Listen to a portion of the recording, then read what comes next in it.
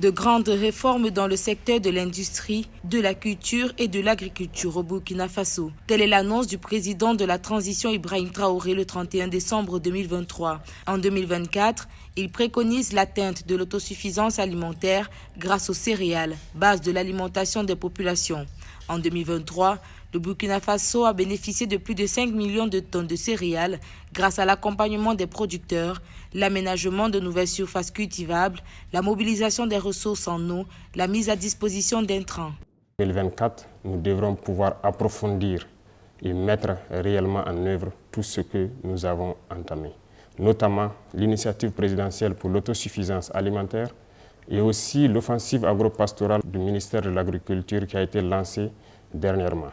La campagne sèche est en cours dans toutes ces deux initiatives pour que nous puissions, au cours de l'année 2024, atteindre aux besoins, s'approcher de l'autosuffisance alimentaire. Avec l'appui des populations locales, le gouvernement burkinabé se dit prêt à multiplier les initiatives pour une réappropriation culturelle, d'où l'officialisation des langues nationales et la création du Conseil national des communautés à travers le projet de loi adopté à l'Assemblée législative de transition. Des annonces garantes des valeurs de paix et de solidarité sur l'étendue du territoire national. En posant donc un diagnostic du problème, nous avons compris que la colonisation nous a déracinés. Nous avons perdu notre culture. Notre belle culture qui nous enseigne la paix, la solidarité, l'entraide. Nous avons perdu ces valeurs. Voilà pourquoi nous tenons à ce que la culture occupe une place importante donc, dans notre combat.